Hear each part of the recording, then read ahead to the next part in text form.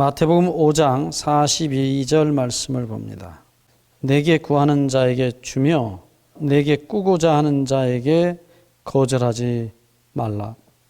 이 말씀이 실제로 이루어지는 현장이 있다면 부모와 자식 사이입니다.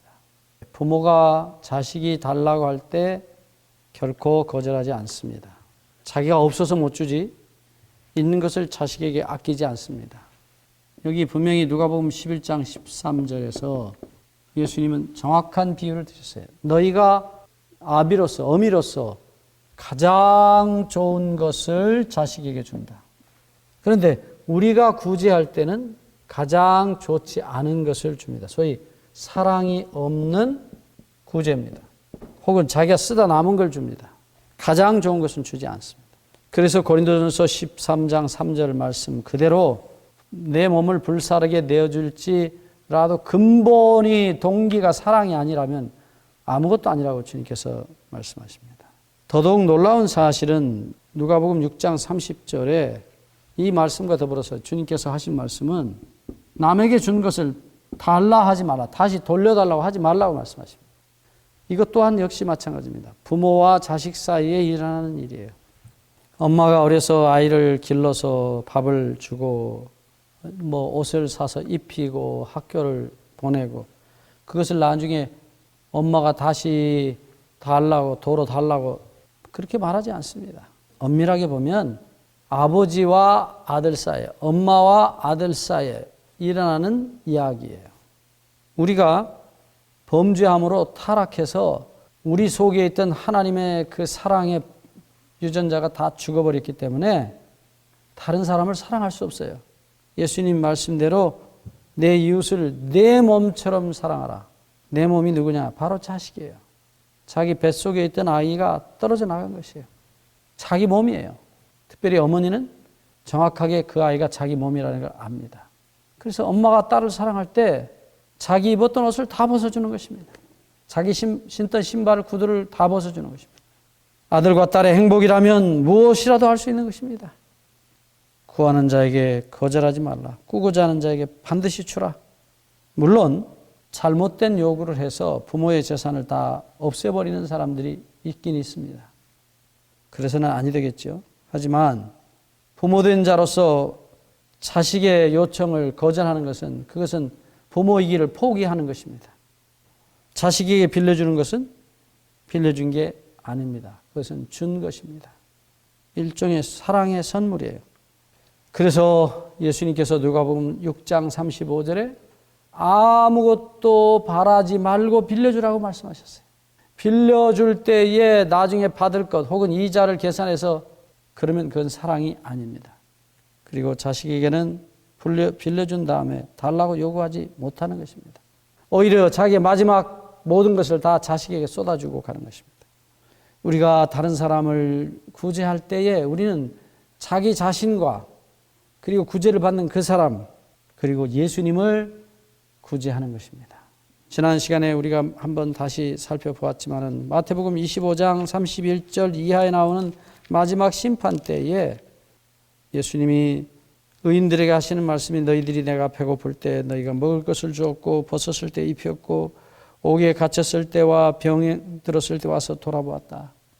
네, 그들이 먹인 것은 분명히 이 땅에 참 이름 없는 불쌍한 사람들이었지만 주님께서는 그 사람들을 먹인 것은 곧 나를 먹인 것이라고 말씀하십니다.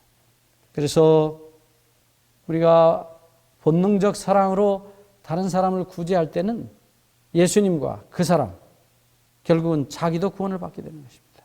그래서 구원은 흔히 말하는 삼박자입니다. 예수님과 아버지 하나님과 나 자신과 그리고 이웃을 함께 구원하는 것입니다. 내가 나눌 때에 내 속에는 욕심이 없어집니다. 내 속에는 죄가 사라지는 것입니다. 그리고 나는 내가 내 욕심을 버림으로 말미암아 사랑이라는 영원한 보물을 내게 벌어오는 것입니다. 쓰레기를 버리고 영원한 보물을 내 안에 이 욕심과 죄를 버릴 때 영원한 사랑, 그것은 어떤 보물로도 어떤 물질로도 계산할 수 없는 영원한 사랑을 우리 안에 채우는 것이에요. 정말 이것은 너무나 아름답고 값이 있는 일이에요. 영원한 것입니다. 사랑은 영원한 것입니다. 그래서 주님께서 우리에게 내 것을 나눠주라. 내가 영원한 사랑으로 네 가슴을 채워주겠다고 약속하시는 것입니다. 신명기 24장 10절로 13절에 보면 구약의 법은 이렇습니다. 다른 사람들이, 가난한 사람들이 와서 돈을 빌려갈 때 전당물이나 빚의 담보물로서 옷을 맡길 때가 있어요. 그러나 그것을 받아든 채권자는, 돈을 빌려준 사람은 그것을 받아들고 집에 들어가지 못하게 하셨어요.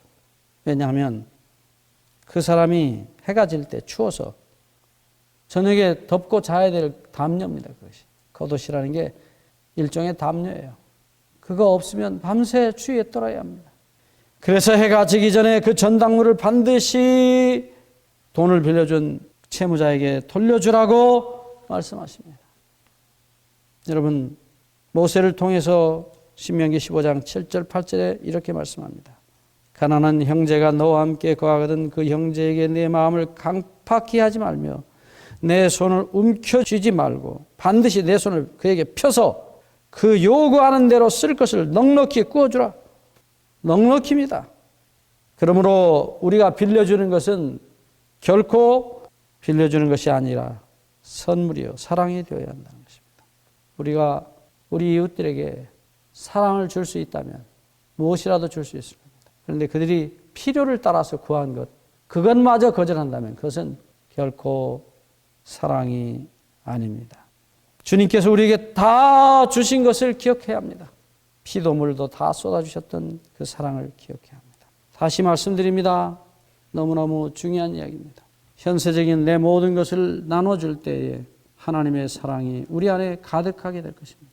영원한 보물입니다. 영원한 보물입니다. 이 사랑보다 더 귀한 보물이 어디 있겠습니까? 우리가 그 사랑으로 채워질 수만 있다면 무엇이 아까울 것이겠습니까? 이것은 그리스도인 된 사람들의 특권입니다. 축복입니다. 오늘 우리 그리스도인들이 입으로 사랑하지 말고 우리의 몸으로 우리의 모든 것을 다해서 사랑하는 법을 배워야 합니다. 성경은 그것을 가리켜서 경건의 연습이라고 표현했어요. 주는 자는 더 많은 사랑을 받아서 더 많이 줄 수 있게 됩니다. 이 경건의 연습을 반드시 하셔야 합니다. 주는 연습입니다. 다 주는 연습입니다. 그러면 충만하게 채워질 것입니다. 오늘 많은 사람들이 인색한 이유는 마음은 있어도 쉽게 손이 나가지 않는 것은 연습하지 않았기 때문입니다. 작은 것부터 실천해 보시기 바랍니다. 조금씩이라도 나누어 주시기를 시작하십시오. 그러면 나중에는 큰 것도 그리고 맞으면 목숨도 다른 이들을 위해서 줄 수 있을 겁니다.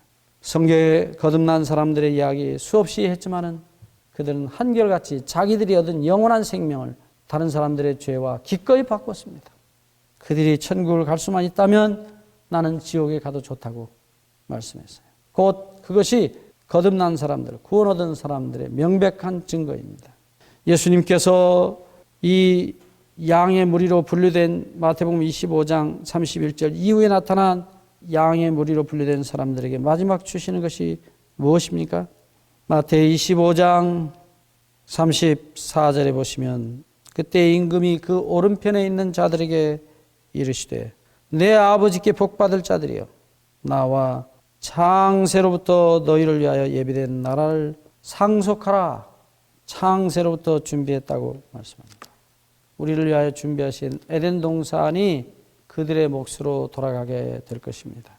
우리 조상 아담이 잃어버렸던 그 영원한 아름다운 하늘을, 영원한 생명을 유업으로 얻을 것입니다. 히브리서 기자는 히브리서 11장에서 아브라함의 이야기를 이렇게 기록하고 있어요. 히브리서 11장 16절 저희가 이제는 더 나은 본향을 사모하니 곧 하늘에 있는 것이라. 그러므로 하나님이 저희 하나님이라 일컬음을 받으심을 부끄러워 아니하시고 저희를 위하여 한 성을 예비하셨느니라. 그것이 곧 새 예루살렘 성이라는 성입니다. 요한계시록 21장에 자세히 기록되어 있습니다. 새 예루살렘 성, 그것은 보석으로 지은 성입니다. 그런데 이 새 예루살렘 성에 관한 시편 기자의 말씀을 읽으면 시편 51편 18절에 주의 은혜로 새 예루살렘 성을 짓는다고 말씀. 무한한 사랑입니다. 무한한 인자하심입니다. 이 사랑의 성에 영원히 우리 모두 함께 들어가시게 되기를 주의 이름으로 간절히 축원합니다.